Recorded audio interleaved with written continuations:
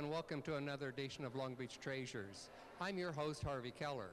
Today we're joining Long Beach Heritage on their loft walk through the historic Walker and Kress buildings. So if you'll come along with me, we're going to start here at the Walker building, and we're going to take a look at what loft living is like. So come along with me. All right, and joining me now is Mike Douglas. He is the owner of this spectacular loft here at the Walker building. Thank you. Would you give me a tour? Oh, absolutely. By all means, come in. How do you like loft living? I love loft living. Absolutely love it. It's what's nice about it is being down in the inner city. You know, you have Pine Avenue with all the electricity and energy happening down. It's wonderful. This, incidentally, this entry here is kind of an extra wide hallway that, because it was so wide, was being able to become a gallery, actually. So I was able to put my artwork in here, and it's just kind of made a nice entry into the larger area. Makes it a beautiful entryway. Yes, thank you. This is quite large. It's about 1,600 square feet. And this is your dining area? This is my dining area. It was I was out looking for furniture and came upon this wonderful dining room set that had just the right proportions for the space. And the kitchen looks like it's quite well equipped. Kitchen's very functional, and actually one of my most favorite views is looking over the kitchen. You get a view towards the Kress lofts, and it just really has the full essence of loft living, just having that wonderful view. How do you like not having walls dividing your space? Well, the fact that I live in the space myself, I don't really need the privacy per se, but I love the openness, and it allows me as an architect to kind of create my little microspaces. What made you decide to move to the inner city? Well, I recognize the value of moving down here. The fact that Long Beach is putting so much money into downtown, this was a very good investment, first off. And there's a lot of things happening, as you can see across the street, the new shopping center, a lot of projects happening downtown. So it's a good investment, and I think coming in at this time is going to, at some future point, make the value very appreciative. And plus, I just love living in this environment. It's like I say, it's full of energy, and the people in this building, we seem to have common tastes. You know, the fact that I don't think there's a lot of people that really want to live in a loft, but those who do seem to have common ground. So it's a wonderful place to live in. We have exceptional neighbors. Thanks for showing us around. This You're is quite welcome. Really a fantastic place. I'm really impressed. Pleasure, pleasure.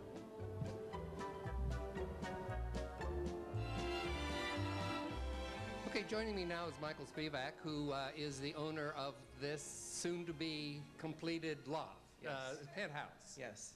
And I understand this is going to be a waterfall? This is a 25-foot wall of water, and it was designed by a man who I can't remember his name actually. The man who designed a lot of the fountains in the Bellagio in Las Vegas. But it goes up 25 feet. It recirculates from the top where the hole is up in the area right there. It goes down these 6 pans into this large, into the small, and goes right back up again. Oh, that's going to be spectacular. Yeah. And the stairs go up to the second level? You go up to the second level. These are floating stairs. They're going to be grading, so it'll look like that they're floating right up. You're going to be able to look right through them. Oh, super. This is the den. It will be den office area. What we have planned is that this right here is going to be all shelves with 3 glass panel doors, and so we can put all of our office computer. Let's check the deck out while we're here. Okay. This is part of it. It runs, the decking space is about 1,800 square feet out here, downstairs and upstairs. But this is what we have planned for, is to have stainless steel and concrete planters that go all the way around the perimeter with tropicals, palm trees, every kind. We have a man from Lee who did the exterior of this building. What's the square footage? Of this place? About 3,000 square feet inside, about 1,800 out. Can we go Keep- back in and Oh, take a absolutely. quick pic? Because we haven't got a lot of time, and I wished I had More. hours to go through this. You can come back to this one. Oh, I'd love to. Yeah, you can come back to this one. This is actually this is going to be the downstairs bathroom, the first one. This is going to be the media center.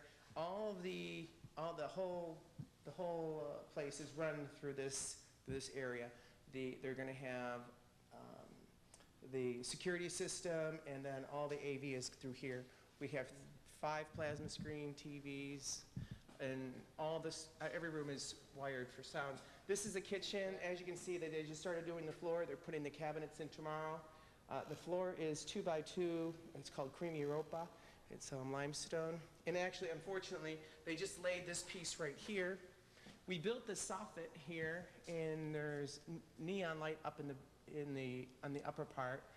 And then these 2 lights here, they're actually prisms from, they're prisms of a lighthouse that are inside those canisters. And this will be the...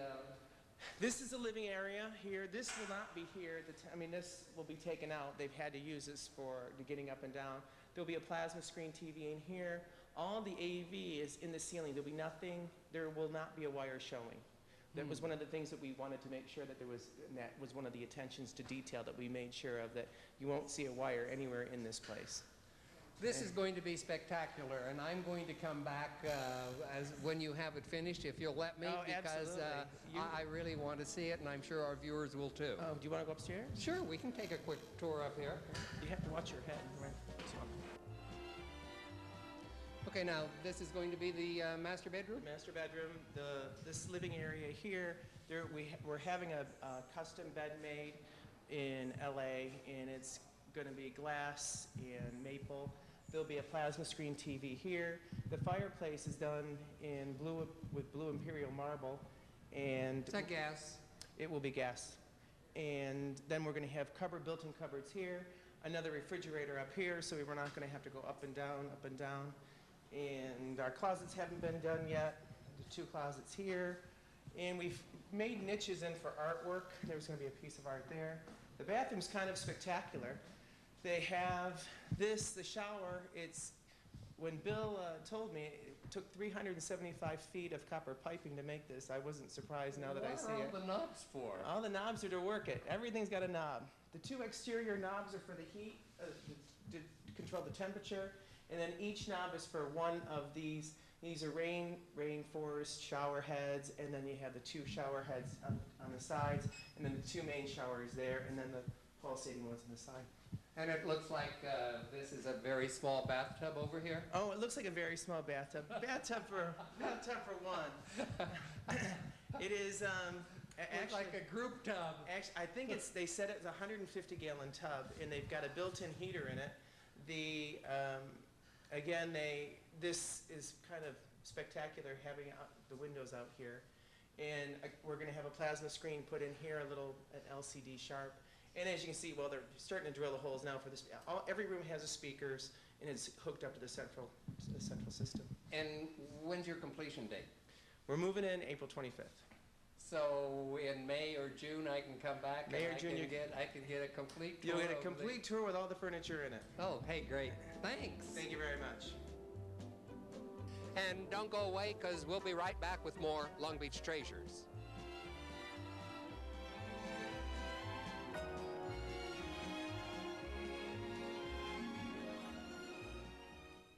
Long Beach has some incredibly unique things, of course, with its waterfronts and its diversity. If the programming can point out that uniqueness in an entertaining and informational way, it has tremendous value. Because when the customer is already on and they start to see this very unique programming, and maybe we impact them directly, that's powerful stuff. That's the value of local origination. Welcome to the El Dorado Park Golf Course, where golf pros like me hang out.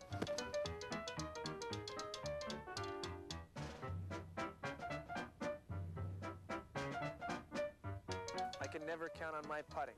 but I can always rely on Eldorado's Eagle specials. $2.95 breakfast, $4.95 lunches, and $6.95 dinners. Even if you're not a pro, you can enjoy great service at even better prices. The Eldorado Park Golf Course Restaurant and Pub.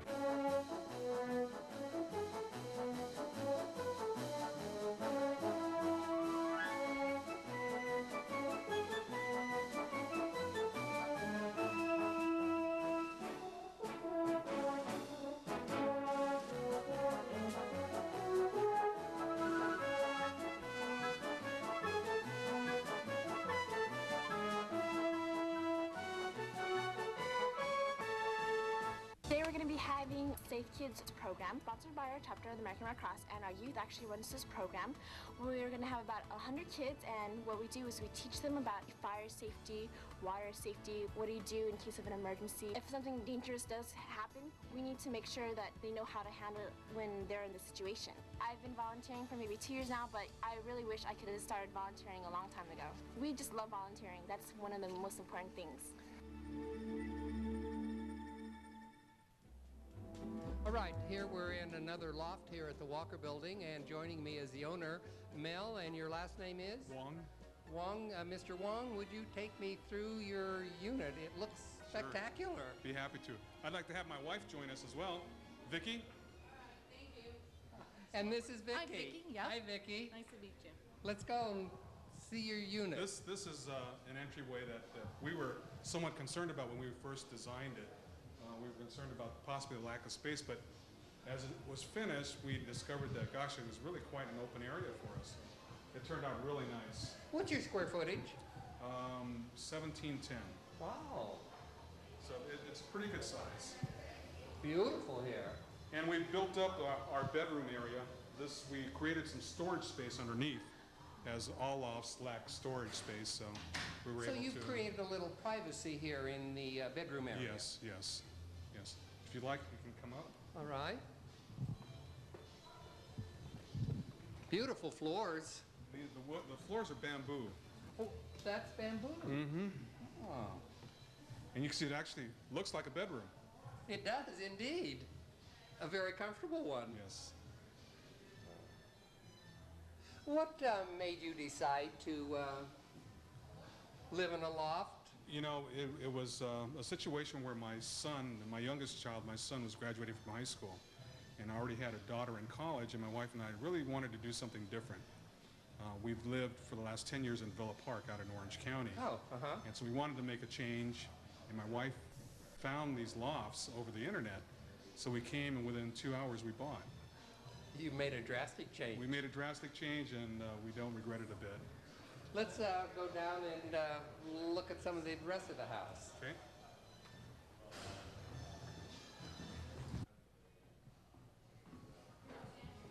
How do you like living in the inner city? We love it. We actually love it. You feel comfortable walking downtown? I do. My kids, it's somewhat of a change for them, but you know, it's a nice mix of people, and it's nice to have the kids have that kind of exposure as well. Well, this is wonderful in here. We actually built out this area, this top area here. We actually could use this as a dining room, which is quite unusual. And then my daughter, of course, lives up on the top area. Here we've got the kitchen area, more dining, and a lot of seating, as you can see. Well, this is just really elegant. It doesn't really look like loft living. It looks too spectacular. It's very comfortable. We really love it.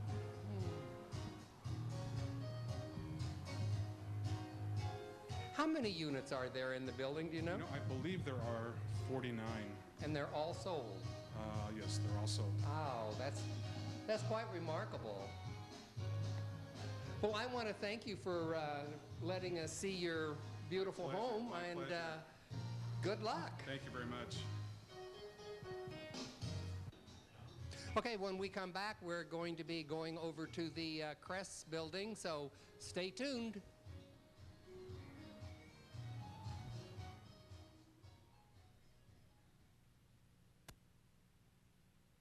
Lions, the world's largest service club, with 1.4 million members in 189 countries.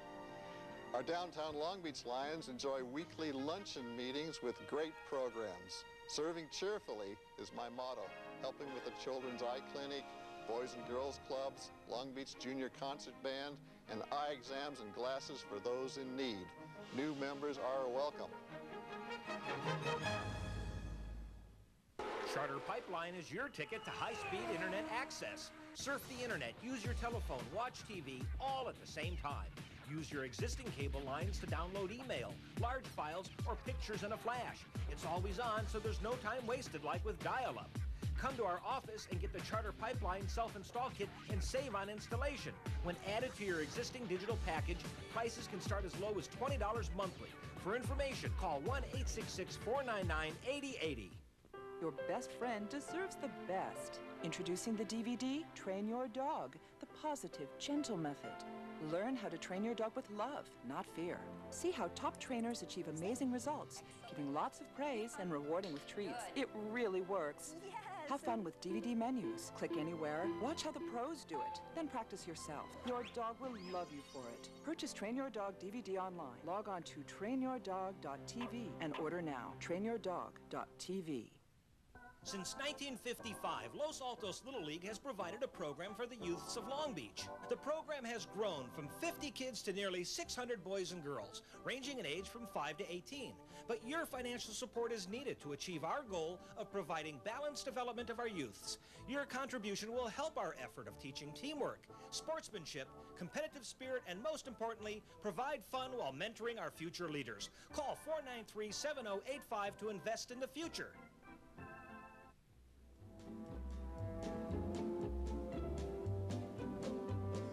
Okay, welcome back to Long Beach Treasures. We're now at the Crest Lofts building, and I'm standing here with Dan Lowenthal, and he is the owner here of the Penthouse. And Dan, how do you like it here? Oh, I love it, Harvey, and I've been waiting several years for you to do a show here because this really is a treasure of Long Beach. The Penthouse is wonderful. I'd love to take you on a walk and show you around. Let's look around. Show me. Well, right here, we are standing in the center of what I call a glass house. It is, as you can see, it has a 360-degree panoramic view. Spectacular view. Of the city, and I'm sure you're oriented and know that south is the harbor, and you can see the Queen Mary and the ocean, and of course north is the city of Los Angeles, and you can see the mountains. Today is not the most clear day, and of course to the west is our harbor. What's the square footage? About approximately 2,100 feet. Oh. Now this glass house in which we're standing has a corrugated hipped roof, which is very unique for the city. This was added in its entirety during the adaptive reuse, this glass house portion, in the mid-1990s. And the interesting thing about the glass house is it creates a very neat juxtaposition with the rest of the home, which is part of the original 1920s construction. In just a moment, I'll walk down there. And this is the kitchen area over here? Yes, this living room area kind of flows into the kitchen. And of course, as you know, with these New York style lofts, there are not separate rooms, and things just kind of flow. How do you like not having walls? Well, it's very nice not having separation. Of course, if you get into a fight with a spouse or partner, there's really nowhere to retreat to. So there are... But looks like a heavy-duty kitchen with the stove and everything. It was designed to be a commercial kitchen with the stainless steel appliances, and fantastic for cooking. We love it, and we spend quite a bit of time up here in the kitchen. And what do we have down here? Down here, down on the lower level is, as I mentioned, part of the 1920s construction, the older part of the building. This was as we're looking down into this lower area, this was part of the original Crest 5 and Dime store, which was built in 1923 and was part of the adaptive reuse, underwent an adaptive reuse in the early to mid 1990s. The Crest store in the 1920s and all the way until it closed in 1981 was retail on the ground floor and office space up through the 8th floor, and this was part of the office space. And This is Off quite to- large, really. I'm surprised how big it is. yeah, it is. And as you continue to walk, you get more of an impression of how much actual living space it has. This is right here, what we use as our bedroom. There's not a lot of privacy, is there? No, there's not. Now, some people in the traditional style New York lofts have created some kind of using Japanese shoji screens or curtains, or have created some barriers or type of separation. We love the openness, and we didn't want to do anything that would create any kind of impediment to that. Your apartment's the only one that has the elevator coming all the way up into your unit, isn't it? That's right. And you need a special key so that not everybody can just walk in on you? Of course, otherwise strangers would walk right into our living room. Which has happened upon occasion when we inadvertently forgot to lock our elevator. Could we run out maybe and where we're going? Well, let me take you on a tour. Oh, okay. There are several interesting kind of areas that you wouldn't otherwise see. This is what we use as a walk-in closet.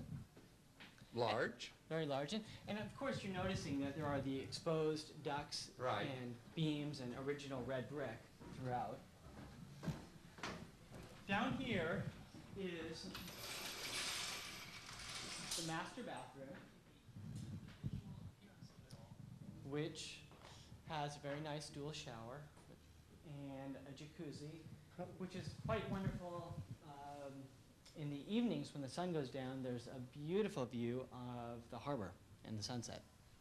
Spectacular view to So sit there and lounge this again is one of my jacuzzi. favorite places. I can in the imagine. home. I can see why. And of course, it has the traditional very high ceilings that are one would usually associate with a New York style or Greenwich Village style loft. Now, why don't we go back up and I will show you the rest of the home. Okay.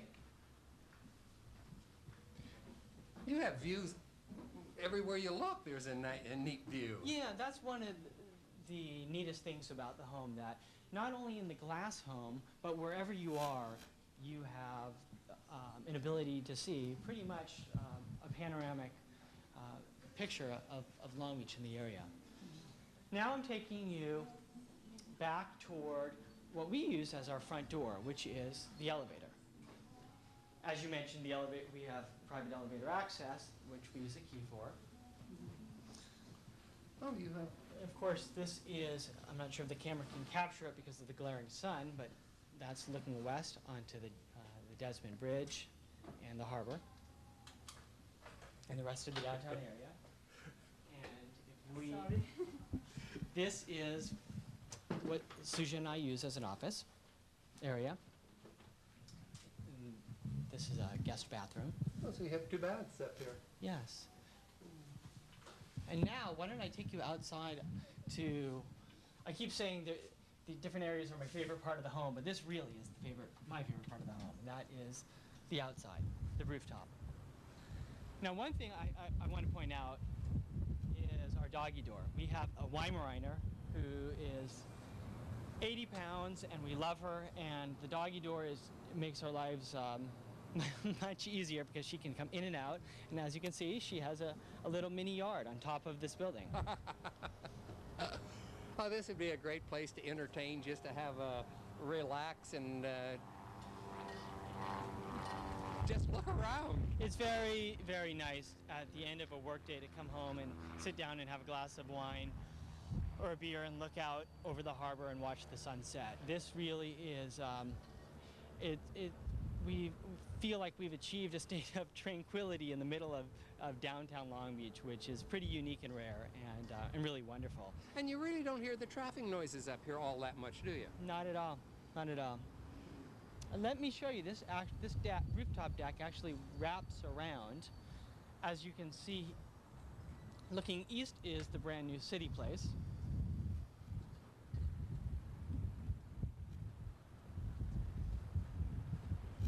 Now, you have a new baby, right? Yes, we have a baby. Now, how would this be to raise children in a... Well, it's because of that precise reason that we're contemplating moving. And actually, a move is inevitable. We're emotionally torn because we've grown so attached to this home. But we just feel that because of the enormous amount of deck space and because how low you can see these parapet walls are, our comfort level would not really be too high with our baby out here. This would be great, a fireplace outside while you're having dinner. This is really neat. This is, and of course, it's even okay in the wintertime right now and in the transitional time, but it's spectacular in the summer to sit outside and in front of the fire. Danny, I want to thank you again for letting us see your house and showing us around. It's beautiful. It's my pleasure. Thank you very much. And as you know, I've always felt that this building is the centerpiece of the urban revival of downtown Long Beach. So thank you so much for coming. My pleasure, sir. And join us again next month as we take another walk through history and uncover more Long Beach treasures.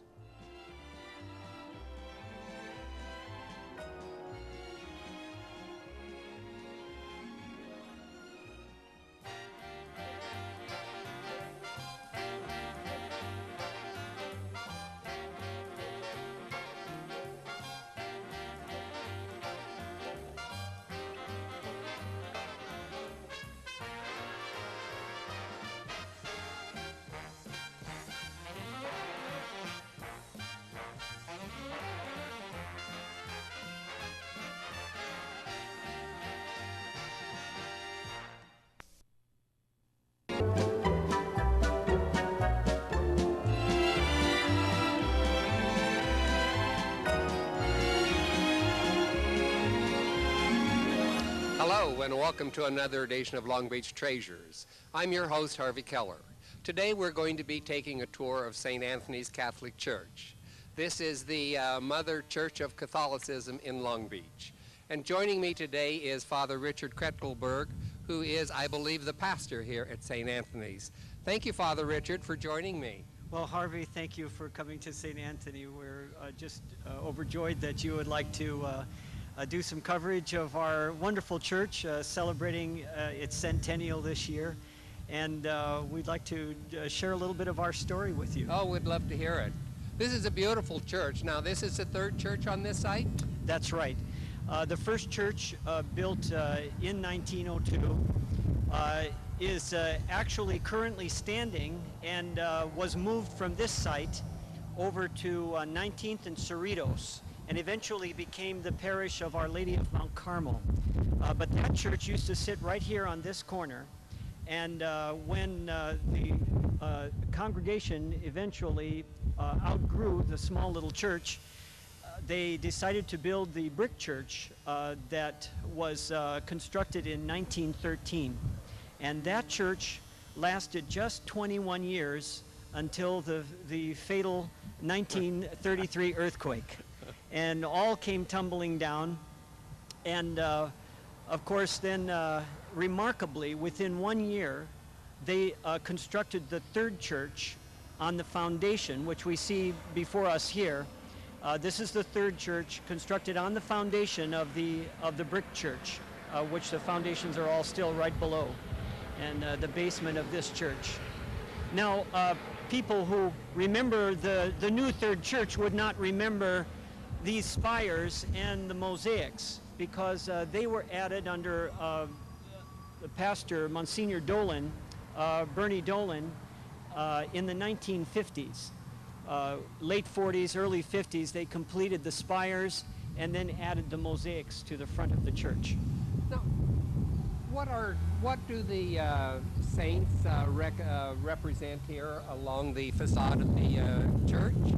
Well, wonderfully, the mosaics of the saints actually record the history of the Catholic presence here in Long Beach from the establishment of this first church in 1902, because afterwards you have the foundation of the parishes, and that's why they refer to St. Anthony as sort of the mother church here in Long Beach, because all of these parishes sprung from this church. And so you would notice that you have St. Matthew's over here, which was the next church built in 1920, was the first Catholic church added to Long Beach afterwards.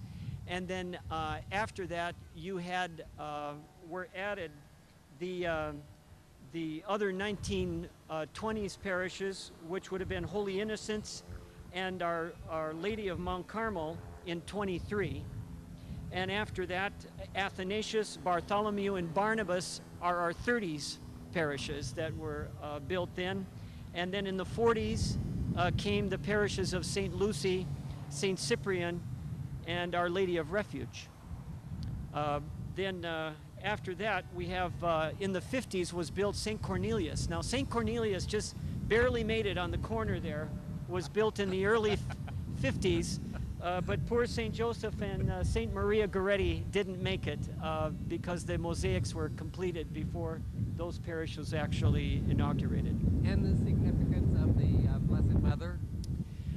Yes, the large mosaic, because at that time in the early 50s, the church had just proclaimed the solemnity and feast and the tradition of faith in the Catholic Church of the Assumption of the Blessed Mary into heaven. And so they decided to feature a mosaic of the Assumption of the Blessed Mother into heaven, surrounded then very anachronistically by members and figures of the church history sort of mixed up all together, because of course you have the 12 apostles, but then also you have, for instance, Archbishop Cantwell over here, and you have Cardinal McIntyre.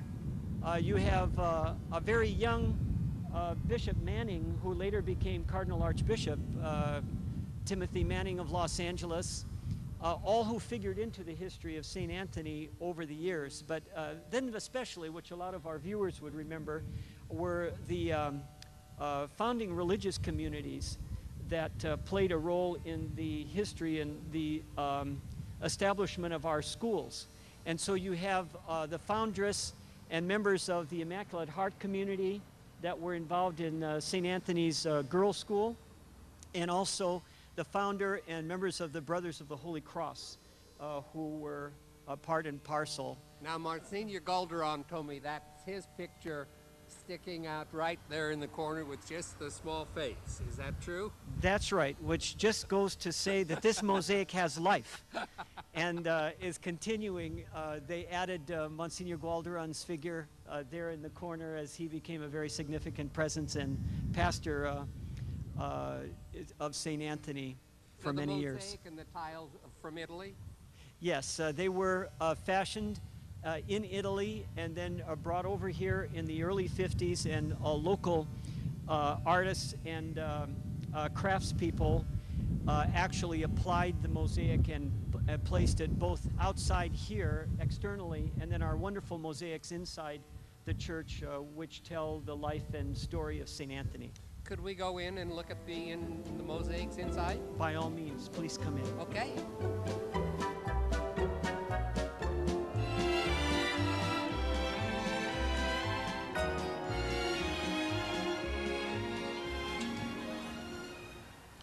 Now, Father, I'm sure you have quite a large Latino population in your parish. Do you have masses both in English and Spanish? Yes, we do. And as a matter of fact, the congregation and membership here at St. Anthony's now is close to 70% Hispanic. And so we have 3 masses in Spanish, beginning 2 in the morning on Sunday and 1 in the evening, and they're packed. We have people out to the sidewalk. Are your parishioners, are you maintaining your level as it used to be, or is the numbers are the numbers declining? Harvey, that is a wonderful question, because the facts are the actual Catholic population is burgeoning, and so we almost don't have enough room for the Catholic population that is actually moving into the area. From the Latino community, also the Asian community. Our next largest membership in the parish is actually Filipino. And then the rest of the makeup of our parish mass attendants would be Anglo and African American. This is a beautiful interior. The marble walls, are they from Italy also? Yes, all of this was part of the design put together during the years of Monsignor Bernard Dolan. And so the mosaics are actually thematically put together based on the life and story of St. Anthony of Padua, and also, of course, known primarily in Portugal as St. Anthony of Lisbon, where he was born. But each of the mosaics tell part of his story becoming a preacher in the history of the Catholic Church, and then the other mosaics along the sides basically make up the Stations of the Cross. The detailing and workmanship on the beams are just outstanding. Are those all hand-carved? Actually, no, they are applied plaster, made in molds, and then applied to the beams. I've learned these things especially recently because of the challenge to keep them up and to keep them restored. So we've discovered some of this. Some of it is hand carving and some of it is plaster mold. Some churches have mass confessions and some use the confessional still. What does St. Anthony's have? Well, we have actually left two traditional confessionals here, which will eventually become special shrine areas under our planning for the future. But in the back here, we have two confessionals that are, according to the Vatican Council, two requirements which allow a penitent to come into the confessional and to either be face-to-face with the priest or to kneel in privacy. So each penitent coming in has the option to be in the presence of the priest or behind a screen. And I'd be happy to show that to you if you'd like to see it. Sure, I'd love to see it. So Harvey, this is the new look of things. If you were coming into confession, then I would be seated here, and you would simply make the choice of going to that side and kneeling down on the other side of the screen. And I'm over here, so I really can't see who's coming in. Or you may sit down here in sort of a counseling conference position, and I'd be able to discuss with you in...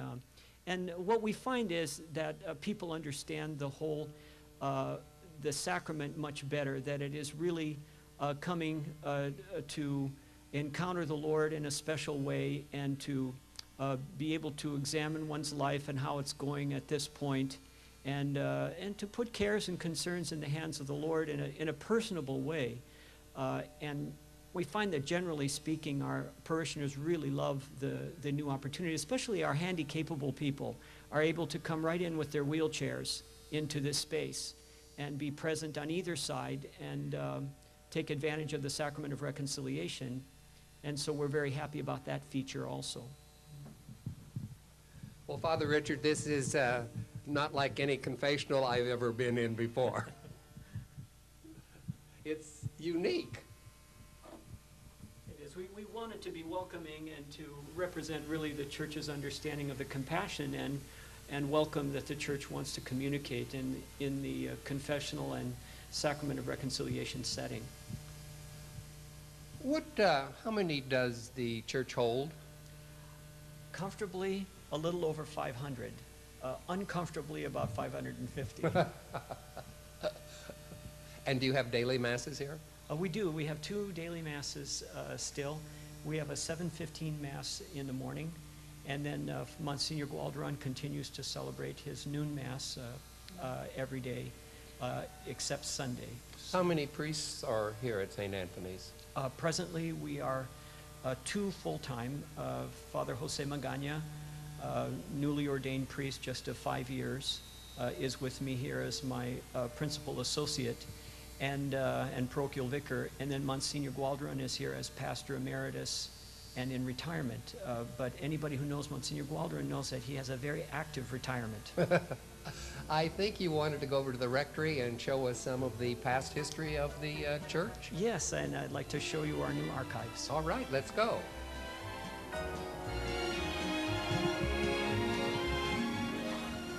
Okay, now where are we?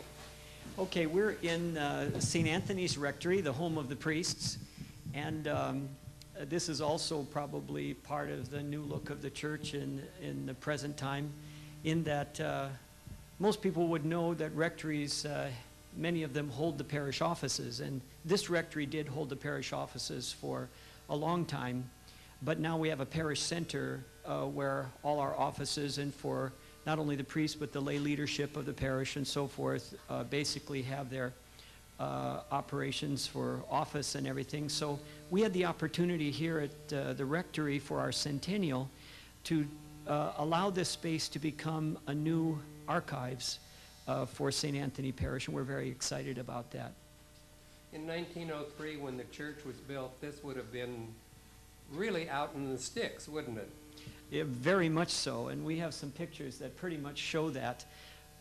This picture here especially, I'd like to point out, this is a 1939 picture combination of the original building over at where now St. Anthony High School is, that at that time actually had buildings for the high school and the elementary school. And here is that third church that was built on the foundations of the second one after the 1933 earthquake, without the spires and without the mosaics, of course. But you can see the body of the church, and simply those spires and the mosaics and everything were added later in the late 40s, early 50s. What year did you say this picture is from? This picture is 1939, and wow, there you is had quite a large student body here at that time. we did, and that's the elementary school and including high school. And one of my great joys is the alums, including clergy and religious, who have come in here and said, "I'm in that picture," and are able to point themselves out because of their particular time. You know, Father Richard, that doesn't surprise me, because so often when I say I'm going to film St. Anthony's, or I say something about St. Anthony's, somebody said, "Oh, I graduated from there." And I just can't believe how many people I know who are alumni from St. Anthony's. Yes, that's true, and that's been also something that's been wonderful as becoming, I'm the 10th pastor in the history of St. Anthony, and coming in, I came here very much happy about the fact that I was going to become a pastor in a parish that has such a wonderful golden history. All through my life, I've been taught by priests in the seminary who came from St. Anthony, and religious women who have come from this parish have figured in my life all along. And this is my 30th year as a priest, and I can't think of a better place to be in terms of the history of the church in Los Angeles Archdiocese and here in Long Beach. My ties were that I grew up nearby in Buena Park, but my father worked for McDonnell Douglas in his last years, and lots of relatives here in Long Beach. So when I came in, I've just been delighted to go all around, and wherever I go consistently, whether it's banks or post offices or police, people will see and say, "Oh, you're from St. Anthony. I went to school there." So you're a native Californian? No, born in Minnesota, actually. Oh, but my parents were snowbirds and moved out here in 1955 when I was 8 years old. So, and then this picture here actually is very interesting also, because it is from the early 50s. And as you can see, again, we still have the third church without the spires added on yet. So this is really late 40s, I guess. But the existing parking lot now has all this housing with actually the rectory there, which is 1920s construction. But then the parking lot was completely, these buildings were taken down to provide the parking lot. The church owned these buildings that are, some of which are still standing across the street. And then you were talking about the Balboa Studios. Right, now that would be back there in the area right behind the church where the elementary school building is now? Because that's 6th Street going right down there. Yes, this is 6th Street here, and this is Alamitos here. And then over here in the area, which is, this area over here is now the Museum of Latin American Art. And this is the Hippodrome skating rink right there. And that was all part of the Balboa Studios between 1913 and 1918. That's my understanding, and because I know when I first came here, I was on a board for the Museum of Latin American Art, and they were explaining that they were converting this building here into a special facility that would allow their programming, but they were trying to preserve as much as possible the. Now, if we would go north on Olive from the church, we would go down to where the school is now? This is Olive here, so Yes. going north, you have the whole high school here. And the elementary school is, because they had actually built the Jack Arian gym, that is already standing here. This building came down and provided more parking later.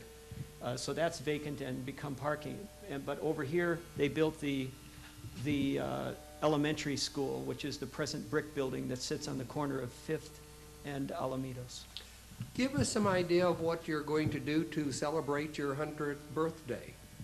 Well, we've been at it for the best part of, since the Feast of St. Anthony, June 13th, 2002, we had Cardinal Mahoney come out, and he opened the centennial year with a special mass here.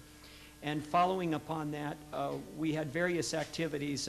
Some traveling around may see the banners that we still have up on the streets surrounding the whole area of St. Anthony's that celebrate our centennial, that say St. Anthony 100 years Long Beach, and they're on most of the poles around the surrounding streets.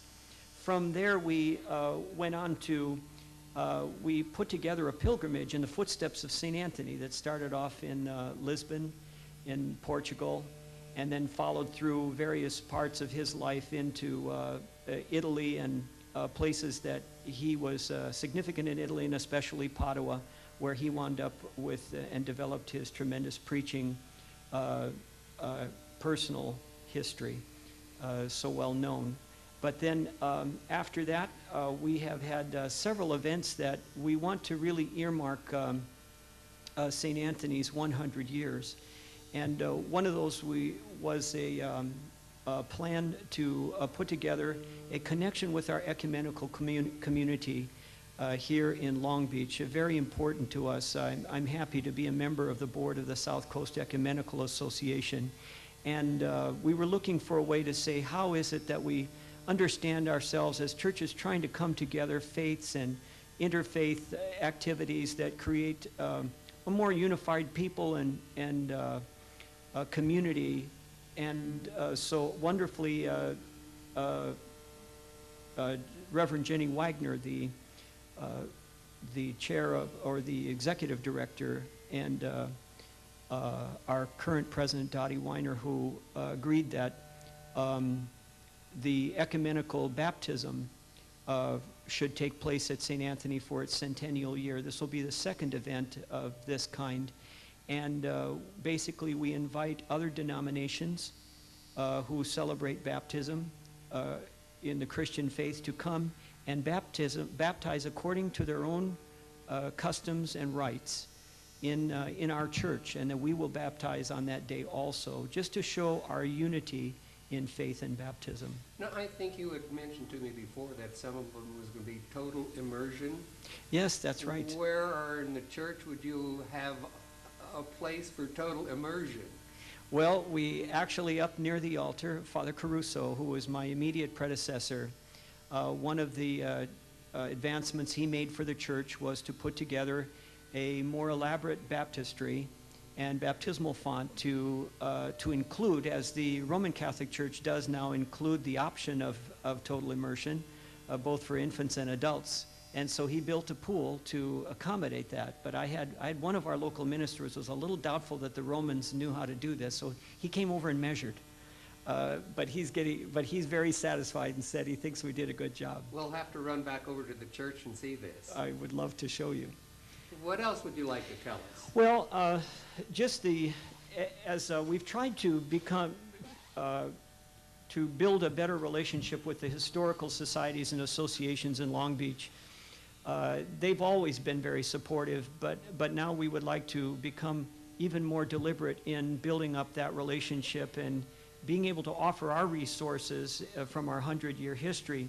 And so in this area and the several rooms surrounding it, we've provided for putting together files that have been hidden away in the basements, and all kinds of archival material and artifacts that tell the story of St. Anthony and really the story of Long Beach as well, and be able to display some of those things and share them, much like these pictures that we've been looking at. We have others that are yet to go up.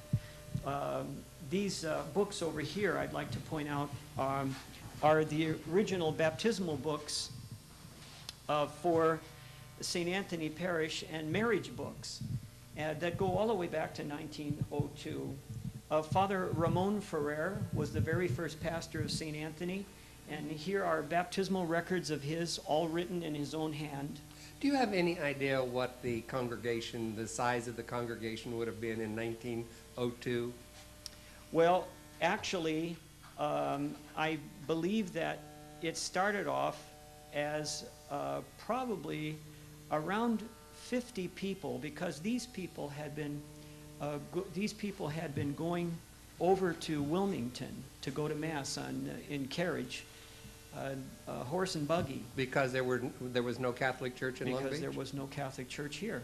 And as a matter of fact, very interesting, the actual motivation, Bishop George Montgomery had desired a church for Long Beach as far back as 1900, but nothing really happened until the lay people here in Long Beach made it their own purpose to request the establishment of a parish here. There was a lady, Mrs. J.M. Morris, who was walking on the beach one day back in 1902, and she overheard a conversation that there were all these denominations coming into Long Beach, but not the Roman Catholics. And there was some attitude about that. Mm-hmm. And Mrs. Morris thought that odd and wanted to consult with Catholic friends about that. And so she really began the talk about establishing a church here. But the interesting thing is she was not Catholic. Okay, we're going to take a quick break, and when we come back, we'll be over in the St. Anthony's Catholic Church. Pacific Family Health Clinic is a low-cost, high-quality alternative to the rushed impersonal medical office. This medical school-affiliated teaching clinic returns to the personal, timely, quality care that's often missing in medicine today. You'll be seen in a relaxed, comfortable environment with the thoroughness of care and individual attention necessary for good health. So if you need a good family doctor for the long term, or just a one-time visit for a second opinion or a specific problem, the Pacific Family Health Clinic is the place to go. Welcome to the El Dorado Park Golf Course, where golf pros like me hang out.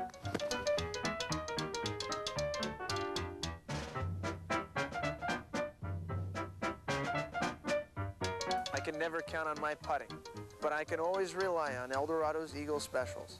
$2.95 breakfast, $4.95 lunches, and $6.95 dinners. Even if you're not a pro, you can enjoy great service at even better prices. The El Dorado Park Golf Course Restaurant and Pub. Okay, Father Richard, now explain this to me. It almost looks like a indoor jacuzzi. Well, I assure you that was not our goal.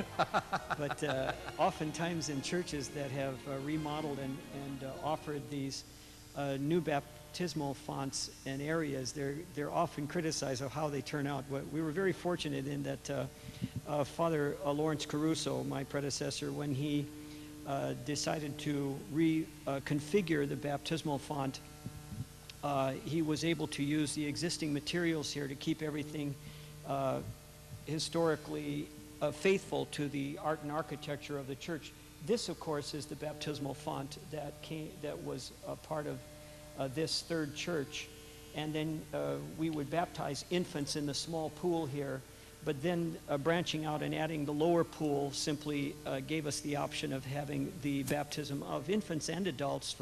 It's the option of the parents and of the individuals, if they're adults, whether they want to be baptized with pouring or with complete immersion.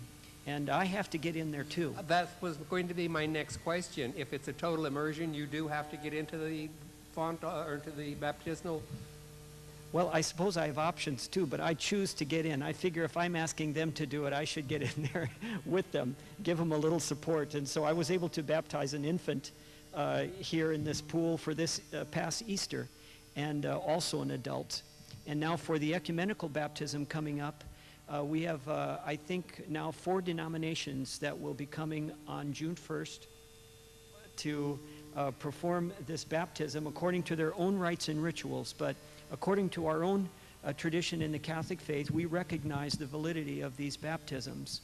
And so whenever we receive someone into the church from another denomination, we never rebaptize them because we recognize the validity of that baptism. And we want to show that unity, and therefore are having a joint baptism. How many are you expecting?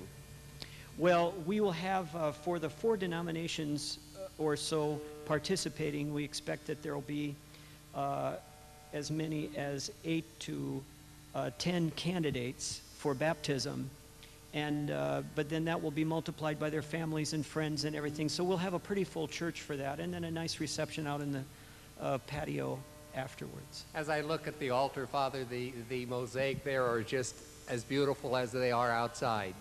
I want to thank you for joining us today and giving us a tour of St. Anthony's, because it's been a wonderful experience. The church is beautiful. And happy birthday. Thank you, Harvey. Thank you very much. And be sure and join us again next month as we take another walk through history and uncover more Long Beach treasures.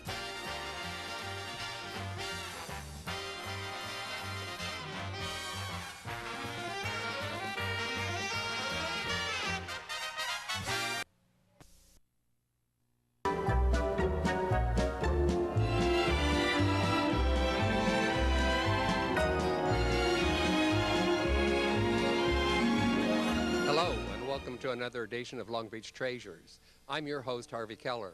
Today we're going to be visiting one of Long Beach's most fabulous neighborhoods, Naples Island. And as our tour guide today, I have local historian Stan Poe. Welcome, Stan. Thank you, Harvey. Welcome to Naples. How did you get the title local historian, and what piqued your interest in the history of Naples? Well, my family came here in the 1870s, and to the area, not Naples. But they started Westminster and Bay City, which became Seal Beach.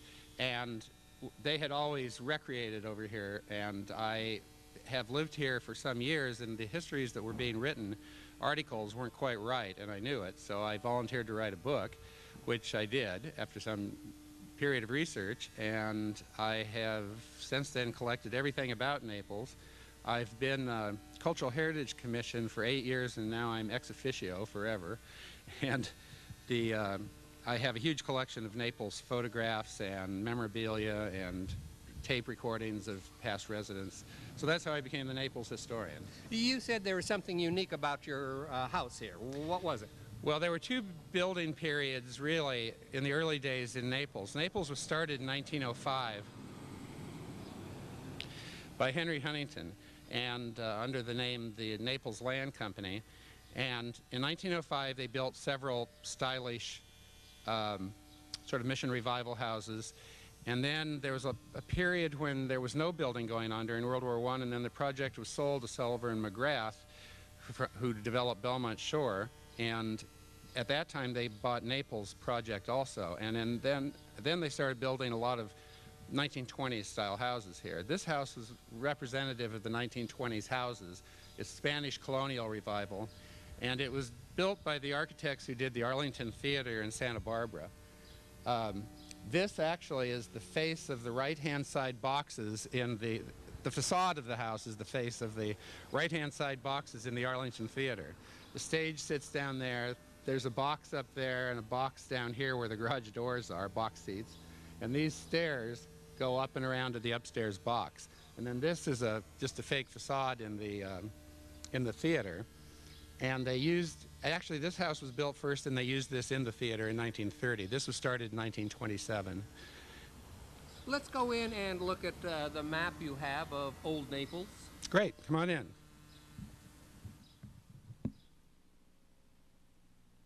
Okay, how long have you lived here, Stan? I've lived here on the island since 1963, and I've lived in this house for over 22 years. And this is the map over here of old Naples? Yes, this is the original map in 1905. and it hung in the offices. A.M. and A.C. Parsons were the front men for the project. Because of trust busting at the turn of the century, Huntington couldn't have his fingers in too many pies, so he had front men for these different projects. A.M. and A.C. Parsons were the, as it says, founders and sole agents. This shows the original development of of Naples. And this is? This is Naples. This is Long Beach in 1886. Long Beach is here, San Pedro over here, Alamedas Beach town site in here, since this map was that was a John Bixby Land Company? Right, Jotham. And this is Naples down here and the peninsula going across. This is Belmont Shore. There was a train line down here. You can see the city was crisscrossed with train lines. And in 1905, Huntington approached the Bixbys, and he wanted to buy all the property from Livingston around down Appian Way and over to Seal Beach. And they agreed to sell it to him for $1,500,000, which was a lot of money considering the fact that Belmont Shore was underwater at high tide, and so was what they called East Naples, which is now where the Alamedas Bay Marina is. The Belmont Shore area was originally called West Naples. Then there was Naples, and the center of the island is all that was developed until 1922. And then there was East Naples, which, as I said, was dug out. In 1922, the project was sold to Sellover McGrath, who were developers, and they drained Belmont Shore, and they managed to get everything built up over there, and then East Naples was never really developed. And let's get a plug in for your book. I believe this is your book. Oh, yes. This is Naples, a pictorial history. And what I didn't mention was that this is my grandmother on the front of on the front fishing out here in the bay in 1905.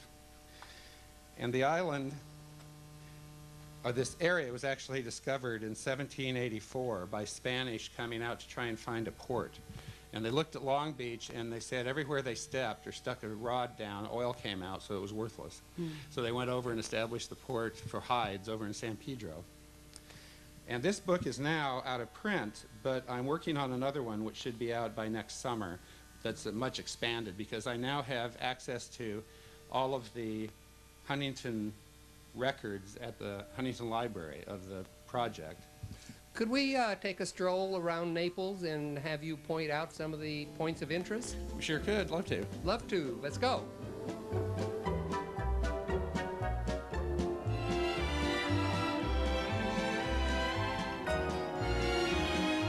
Well, there are some beautiful homes down here. This one is particularly interesting. It was being built in 1933, and when the earthquake occurred, the guy who was building it wanted to sue the city. In fact, he did. He sued the city for the earthquake. And so it sat empty for about 3 years until it was finally finished. And the house has that round turret as a staircase, and the staircase goes down into a wine cellar, which is about 10 feet high. And the interesting thing is that there's a 6-foot water table here in Naples at high tide. So during high tide, 4 feet of that is below water level, but it doesn't leak, I don't think. I hope not. I hope not, right. Well, it'll keep the wine cool. Which way are we going now? This way, back down toward the water. All right. Okay, Stan, you said there was something unique about this house across the street that's being remodeled. Well, this was purportedly the first house in Naples, built in 1905, and everybody remembers the front porch. Now, they're remodeling it. This is something that happens to a lot of the homes down here. Unfortunately, the house next door has been remodeled. This is its third remodeling. It was built in the 20s, but you wouldn't know it. This house, though, they're keeping the front intact, and there's a round porch, sun porch in the front with the beveled windows, and it's rather a beautiful effect. And they are keeping the front just as it was since 1905. So it's been here a while.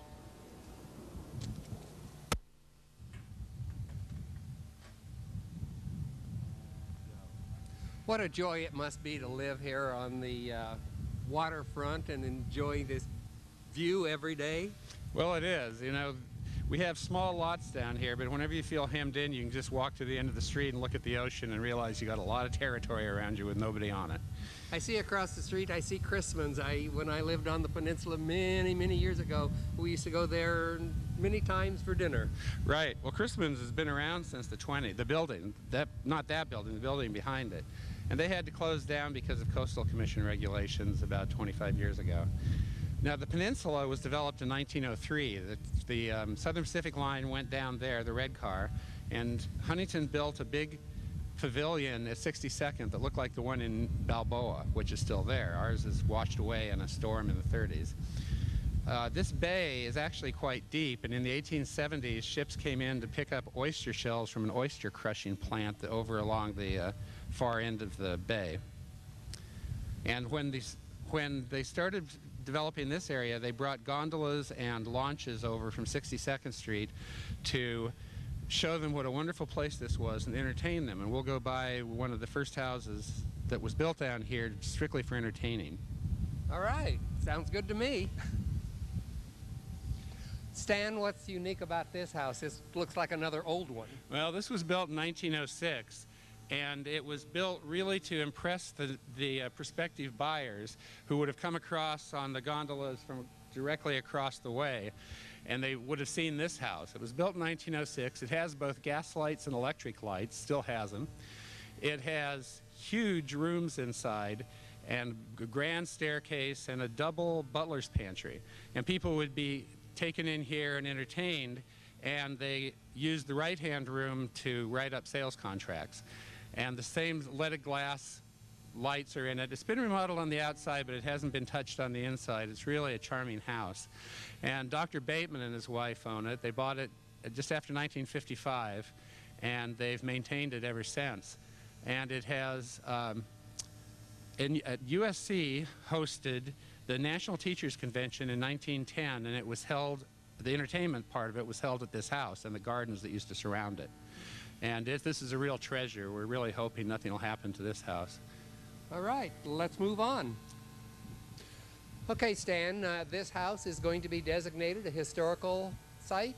Yes, with the city, and it's the first house in Naples to be designated. It belongs to Dr. Howard and his wife Sandy, and the house is totally intact on the interior, and it's just gorgeous work inside. It's craftsmen inside. Built in what year? 1905, 1906. It was one of the first 5 houses built. Now this house has an attic, which is unusual, with servants' rooms in it, and it has a small basement, which again is unusual. And this house has remained virtually unchanged except for the tiles in the front stairs. Looking at it from the front, it looks small, but I assume it's not. No, it's a good-sized home. There's probably close to 3,000 square feet in it. Oh, wow. That is a nice size. And it has built-in buffets with beveled windows and beveled cabinets, and it has a big Batchelder fireplace and a big cascading staircase, and it's just a gorgeous home inside, and the Howards have done a great job in maintaining it. It's so nice to see people who are preservationists, who take care of their quality homes and preserve them for everyone to enjoy. Oh yes, and any of these, there were only 5 houses built in 1905, and as they go, that's the end of the history down here of the architectural history. So it is wonderful that they are having this designated, or All we right. have designated it. Well, let's move on. Thank you. Stan, this is where the annual Naples Christmas boat parade goes, isn't it? Right, through the Rivo Alto Canal. This is the canal that kind of circles the island. Surprise, surprise. Many years ago, I was Santa Claus in it. Oh, were you? Yes. This house across that they're working on seems like it might be of a vintage type. Yes, it was built in 1906, and it was built by the architect Janss, J-A-N-S-S, who did a lot of the work in Brentwood. This house was built by the Naples Company, and it was called House Number 2, and it was used to salt the area so it would look like there were, you know, wealthy folks building down here. And it was rented out by the company for a number of years until about 1920 for $35 a month. Oh, wow. Try that today. It wouldn't even pay your gas bill.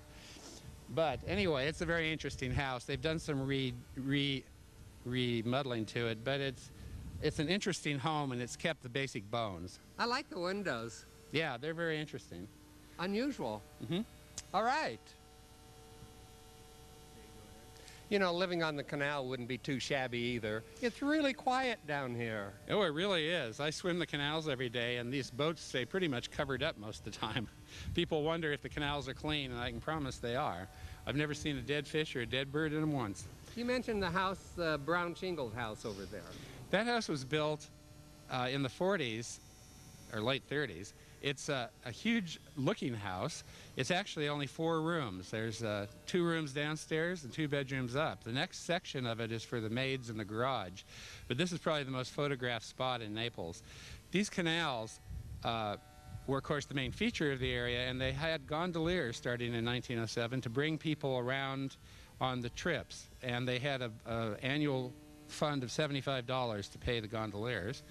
And but Christmas Parade starts through these canals and comes through. The Christmas Parade was started in 1946 to raise money to enhance the area. It was actually a caroling event for the churches, and it's evolved into a rather big event, but it's part of the Naples history. Well, let's get a plug in for the Gondola Getaway. In case anybody wants a romantic evening, this is the place to come on Gondola Getaway. That's right, and that was about 20 years ago they started Gondola Getaway, and it's been a very successful endeavor, and it's great because it brings back part of the history of Naples. My son is a gondolier for them, and it's really a good thing for the kids to have work down here, and it's a good healthy spot, and people really enjoy it. And Gondola Getaway, I must mention, they're very generous in giving donations to nonprofit organizations for fundraisers. Yes, they certainly are, for everything. Stan, this looks like an unusual house we're looking at.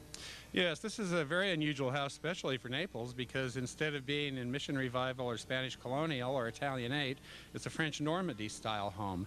It was built in 1929, and it was quite an event covered in the newspapers when it was built. It has the most unexpected interior, which will be allowed to go into the home soon. It belongs to Jean and Anna Elmore, who have enhanced the French Normandy style with some terracing and other work, which you may notice when you see the house. The house is currently for sale. It has only had about 3 owners in its lifetime. Let's walk over and take a look at it. Okay. This already looks unique and unusual. Oh, it is. It has a very unusual door. It has unusual woodwork. And up here we've got a landing, which is really charming. A little landing to sit and read a book in. Beautiful leaded windows. Yes, they're all original. There's a scenic one over here. And it's just a beautiful spot. The floors are all original. They're pegged oak. And the stairs go on up to a number of bedrooms and then to the 3rd floor into the tower, which is a little difficult to get to. Let's go down inside I believe this is the interior of the tower down here. Oh yes, this interior, it's a little foyer, extra foyer in here that goes from the dining room on the left to the living room on the right. This is unique, isn't it? A unique entryway into the parlor. And here we have the dining room. The arches are original, and the leaded glass windows, and so are the bars and the windows, as a matter of fact. The current owner has had the house faux painted, and it really goes well with the design of the house, though, don't you think? Yes, it does. Now, they have had in here, when we walk into the living room, I'll have to explain a really unique party that they had, that I was invited to, in which they had hired the largest of the gondolas, and they had the people who put on the Renaissance Pleasure Fair come in costume, and all of the participants at the party were in costume. And they held it in this house, which is of the period of the pleasure fair, the design. Beautiful gates leading into the front room, isn't it? Yes, these are original, and so is this seat, which has carved corbels underneath it. Oh, isn't this magnificent? Look at the ceiling. The ceiling is original. The polychromed beams are original, and the chandelier is original. The fireplace was made in France. It was ordered by the last owner and brought over and installed. I think it's French limestone. And it's just a wonderful space. And of course it looks out onto the canal and a terrace in the front and to the patio in the back. Oh, this is just really, really nice. Yes. I like the shuttered windows too, wooden shutters. Yes. Yes. And I see the painting. I assume that they had an artist. They had the person who did the Madison in downtown Long Beach Oh, do yes. the painting in here. Oh. And there's paintings. Oh no, there's an interesting piece up there. They had the paintings on the tower ceiling are of angels or cherubs. I wonder if they'd take my American Express card. You said it's for sale. Oh, it is for sale. I'm sure they would, Harvey. They might take it, but they might take you too. This is just a wonderful home. Thanks for bringing us in. Yes. Okay, don't go away. We'll be right back with more Long Beach Treasures.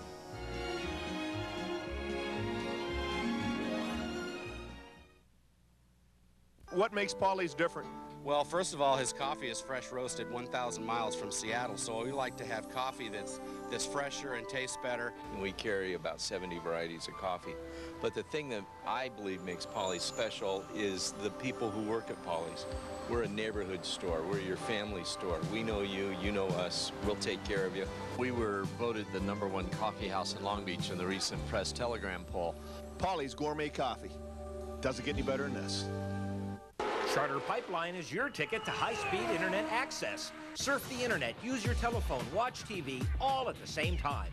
Use your existing cable lines to download email, large files, or pictures in a flash. It's always on, so there's no time wasted like with dial-up.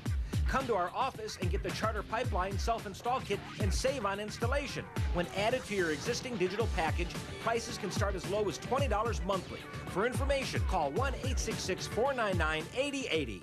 Dad! Are we there yet? Knock it off. As you sit in traffic, you see a plane heading in your direction. Would you like to fly over all that traffic? The Flight Pros can make it happen. From pilot training to plane rentals. Call now for a no-obligation introductory flight lesson for only $49 and see if flying is for you. Who do I see about getting a plane? Call 562-490-2662 today. Welcome to the El Dorado Park Golf Course, where golf pros like me hang out.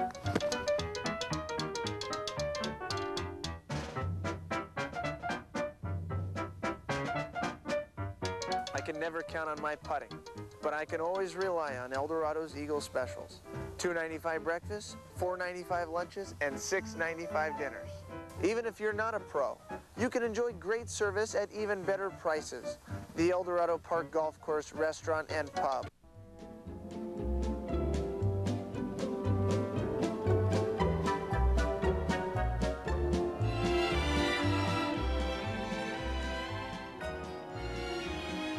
Okay, now give me a point of reference here, Stan. Okay, originally this came in from the bay. This was the main Colonnade Canal. It came into the end. This was all water. It came into the end where the fountain is now.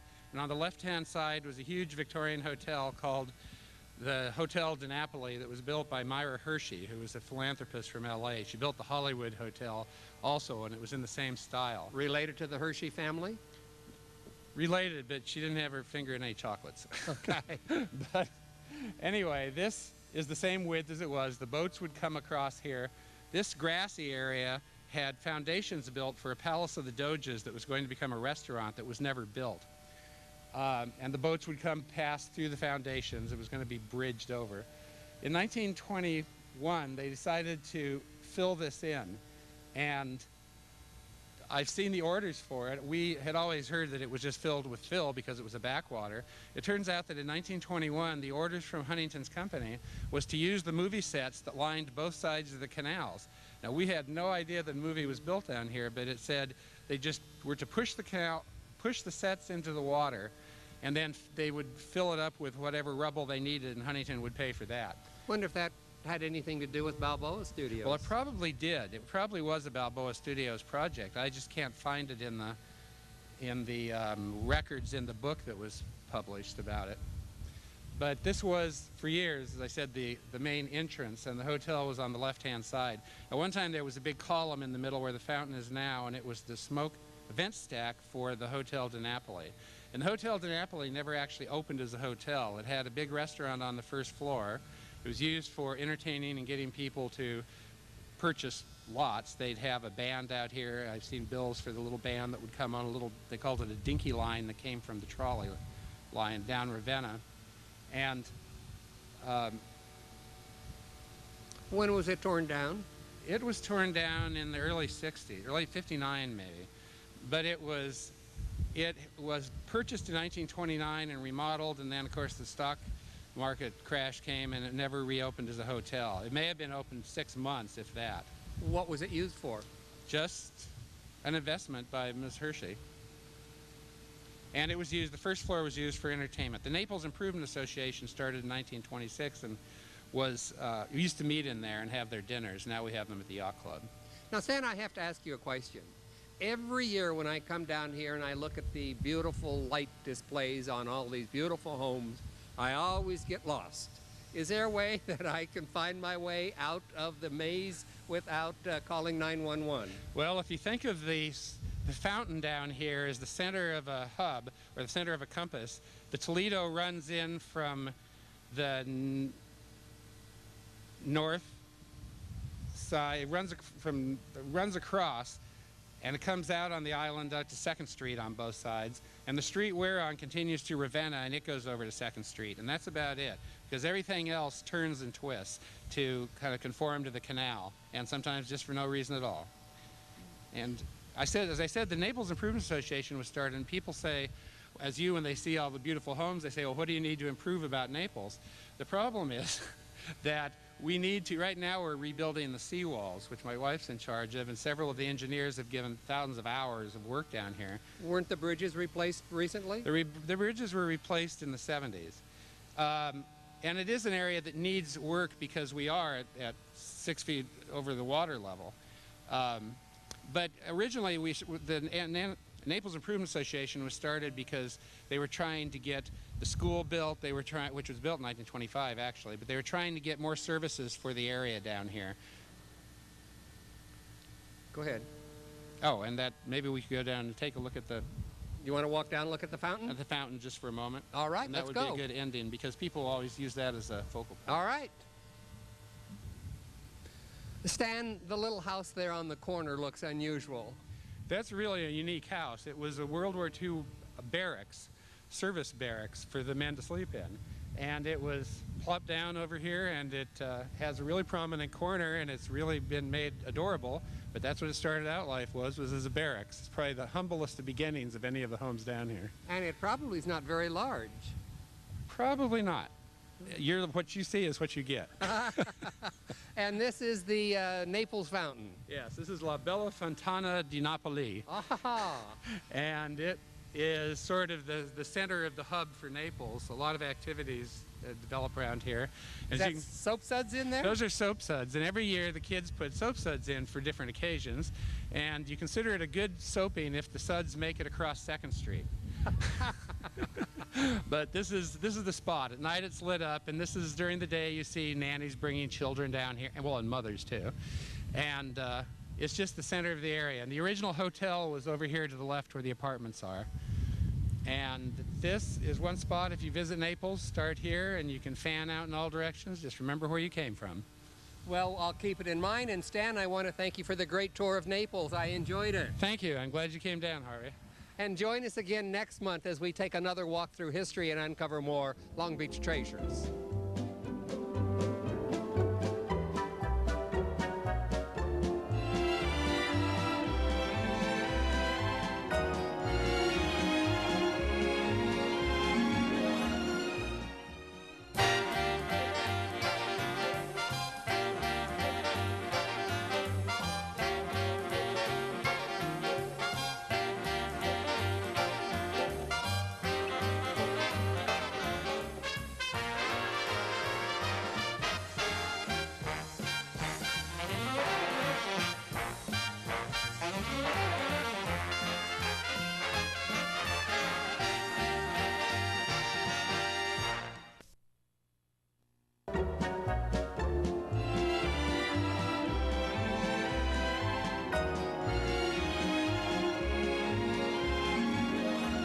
Hello, and welcome to another edition of Long Beach Treasures. I'm your host, Harvey Keller.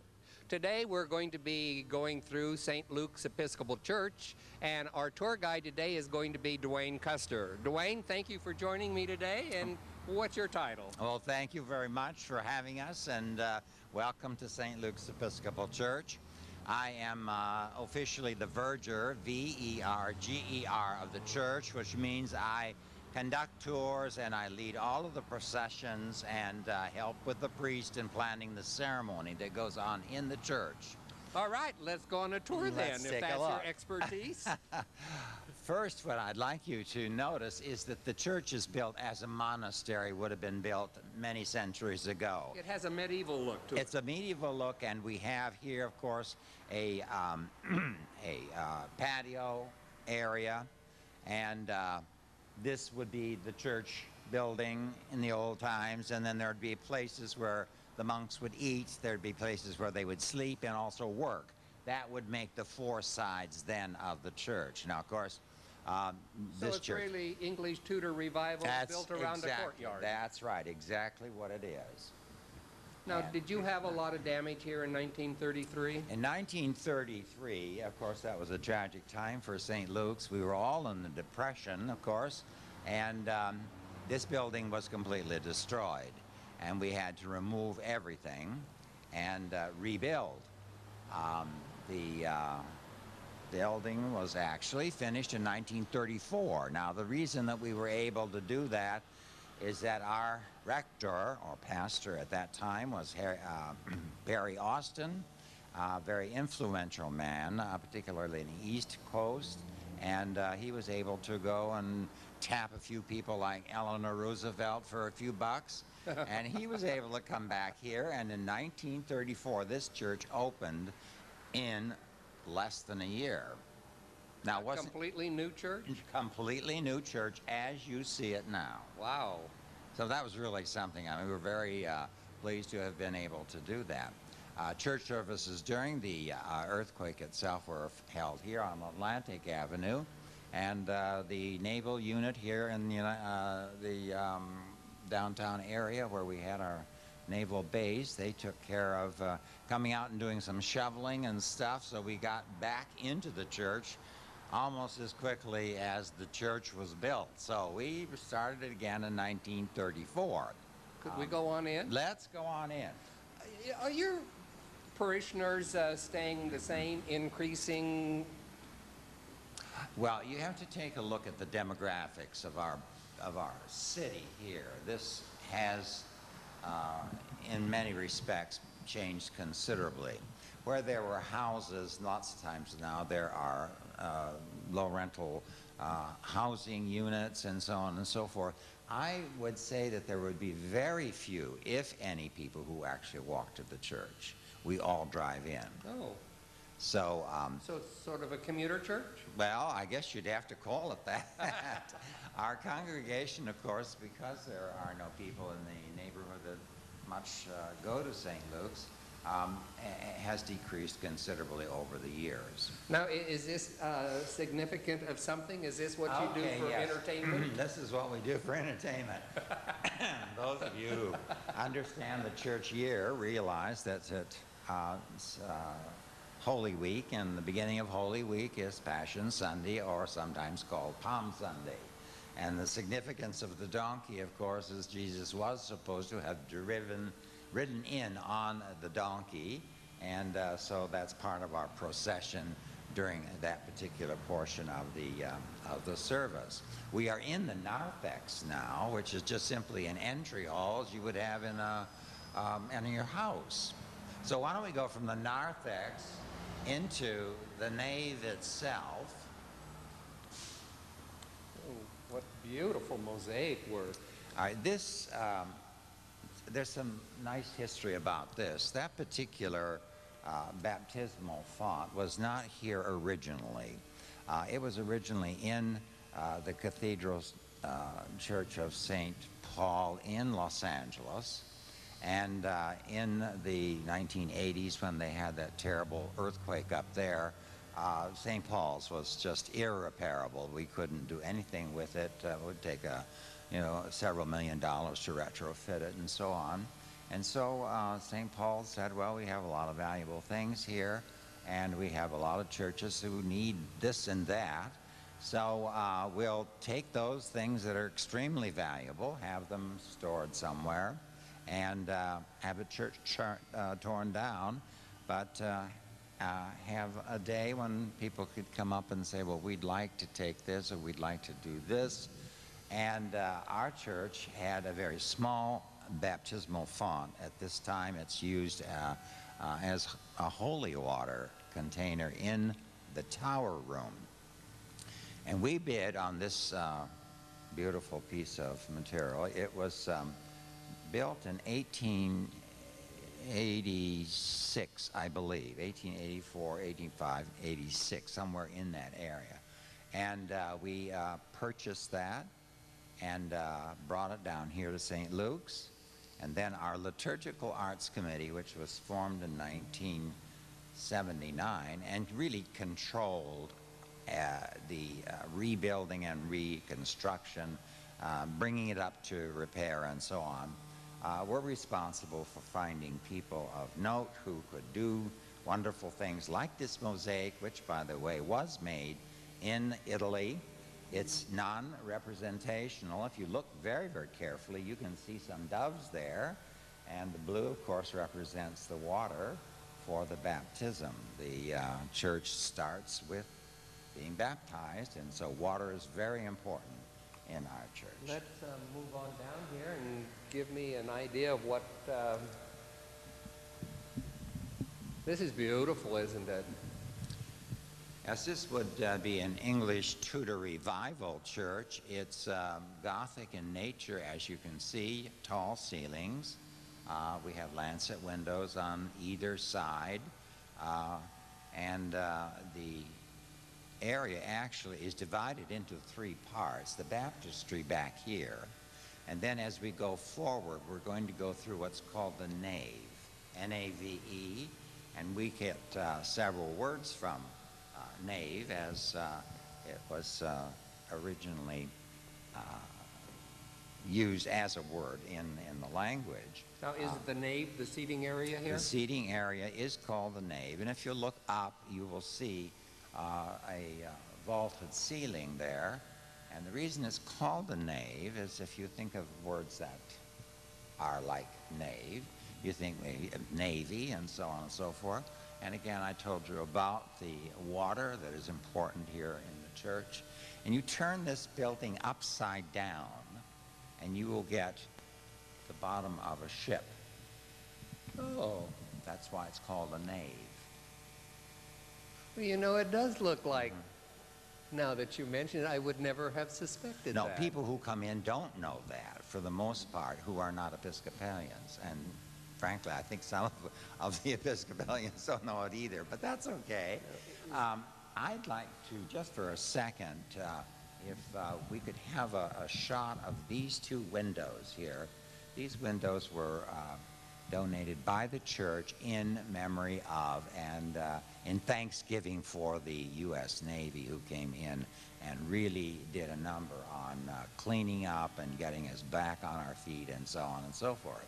So those are our Navy windows. They're a different style than the rest of the windows, aren't they? Well, they're lancet in architectural, but what they look like are different, because on the south side of the building we have windows just exactly like that, but they are showing or depicting the life of Christ. Right.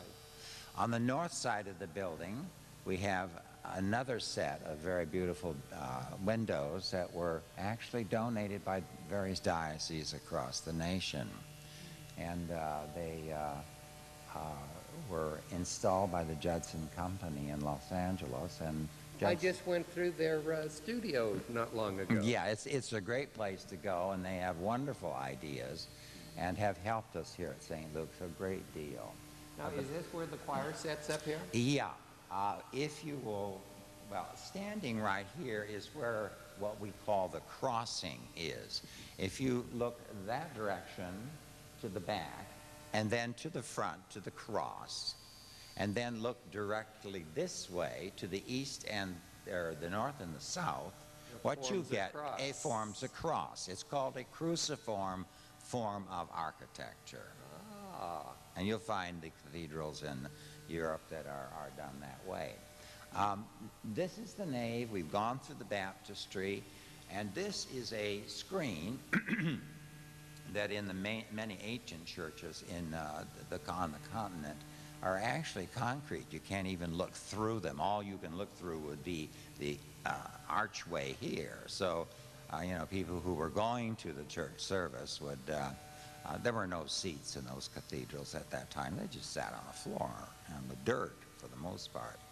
But this area, then, when we reconstructed this, had a man named Sparks, Mr. Sparks, who was a parishioner here, hand-carved the whole thing. This is a hand-carved, right, by one gentleman. What a craftsman. The ambo, or what we call a pulpit, is there. The lectern, where we have the readings of the Word. All of this area here was done by Mr. Sparks. Now that separates then the nave from the choir, which, let's go up here and we'll show you a little bit about the choir of the church. We had in actually the 30s and 40s and early 50s, we had a very outstanding men and boys choir. They were hired by people in Hollywood, and I think they were in approximately 40 different movies. And these boys were, of course, paid, just as anybody else would be paid if they were in a motion picture. And the last thing they actually did in Los Angeles was done at the Mark Taper Forum. And the second performance, I believe, of Leonard Bernstein's Mass was done there. And we had, I think, about 12 or 14 of our boys sang there. Well, it was kind of traditional for them to give back what they had earned, you know, kind of like a tithe. So anyway, there was some money that was generated there that helped keep us open, let's face it. Oh, good. And so it makes a difference sometimes when you have a little auxiliary like that. Well, this men and boys choir was a traditional cathedral style. No women were in it, and all of the parts of the chorus were done by men and boys. If you want to look a little bit at the choir itself, we have the organ casements on each side. You can see some of the pipes there. Our organ is under renovation now, and we hope it'll be finished by the end of April. And as you know, it's more than just a few cents to do something like that. We're spending probably in excess of $100,000 to redo the console here, and looking at our pipes and adding ranks and so on, so that the organ will have more sound and so on and so forth. This building, by the way, is very much appreciated by the people of Long Beach who are musicians, because it's almost perfectly acoustically sound. It's the sound in here is just unreal. Excuse me, as we've had different people here. David York, who is our organist, has an evensong on the fourth Sunday of every month. Open to the public? Open to the public, free admission. There's nothing like, you know, no charge. And our choristers now, which is now a mixed choir, they sing the evensong, which is an office of the church. And afterward, then David has always gotten together some neat group of people who play either locally or people that he has learned to know through the musical world, and they will give organ recitals, they'll give quartets and that kind of thing. We have singing groups who come here. Polytechnic High School has had its chorus here, and so they use it for that type of thing, because it sounds so great in here when you hear the music. Let's go now from the choir itself up to what's called the high altar.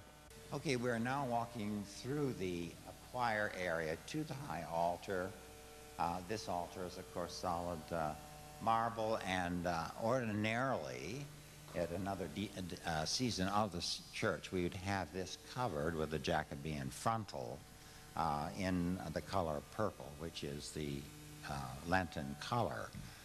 However, during the day and most of the Lenten season, we have this pretty much on the bare side, or something that's a little less decorative than the handmade ones that were made by Anna Crosley in San Francisco. They're beautiful. Maybe at a point somewhere along here I can show you something that she has done. But as we come up here, we have these beautiful chairs that were needle pointed by members of the congregation. Person that actually took charge of doing this was a woman named Lee Stanley. Lee is still teaching needlework, and I can't tell you how many women worked on these, but they're all hand done, and as you can see, they're beautifully executed here. Quite colorful too. Very, very colorful. And of course, if you get the frontal on here, have the candles going and so on and so forth, you get a beautiful sight there.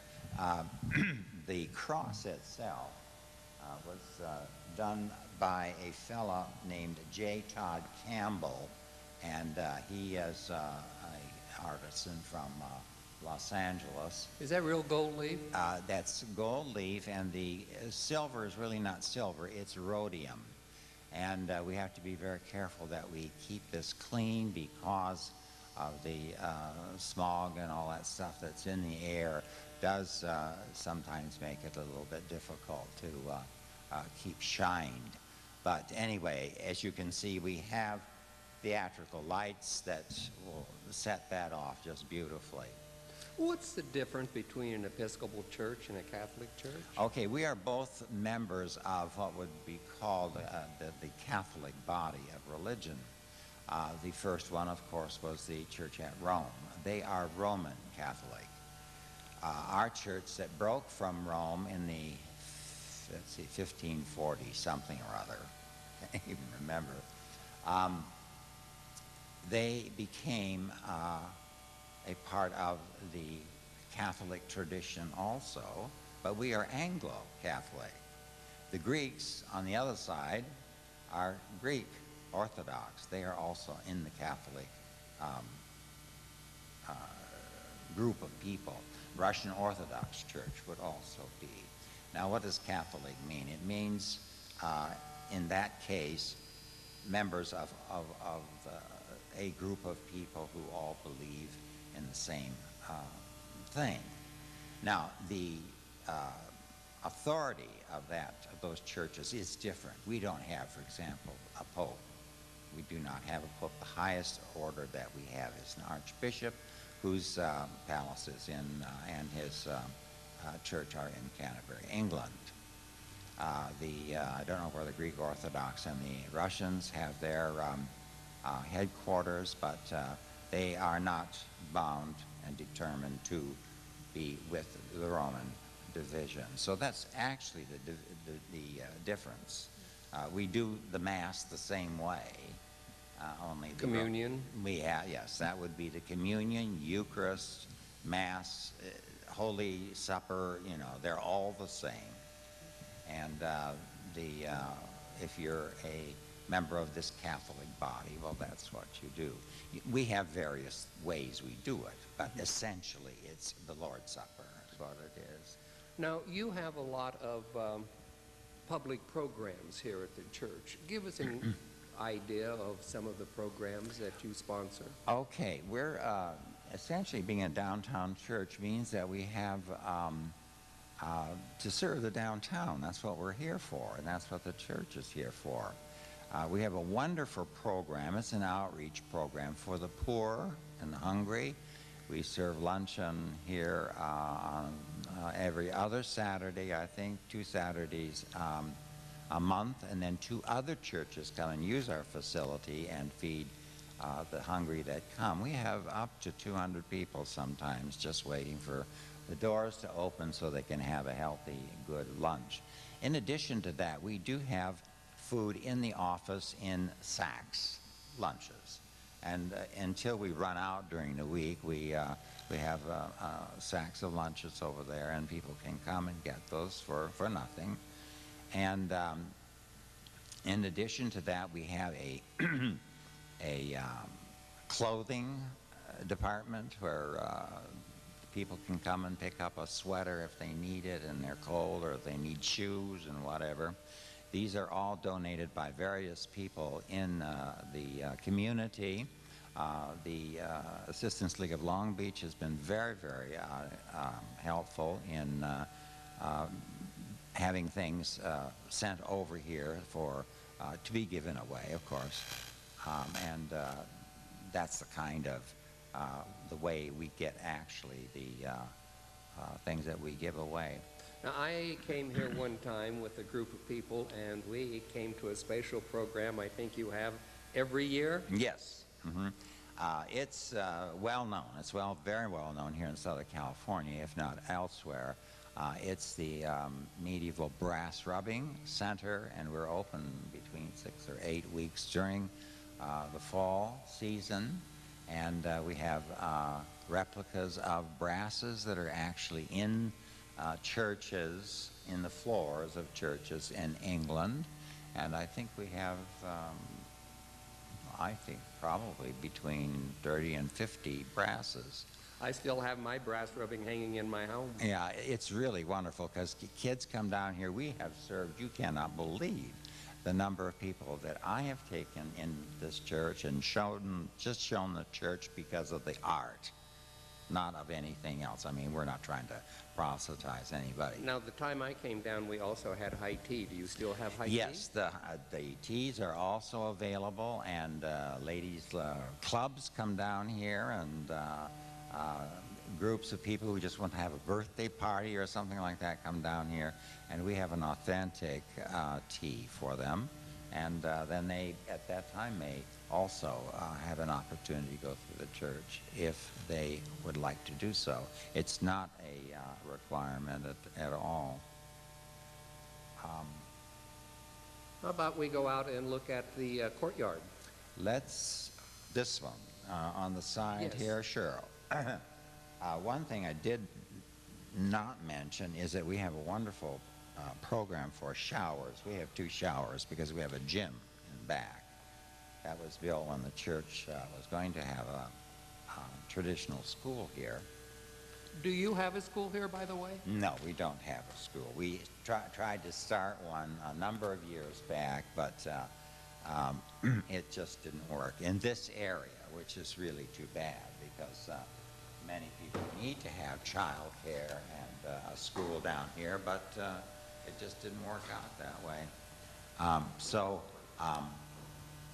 we have this program of having fresh towels, and we have 2 showers, and the people who come on Saturday, if they'd like to have a shower, they're free to have one. We give them everything that they need, soap and washcloths and so on. So as a community downtown church, our outreach is, I think, second to none, actually. This is a nice little nook. All right, this is a columbarium. This is where we bury our dead who wish to be cremated.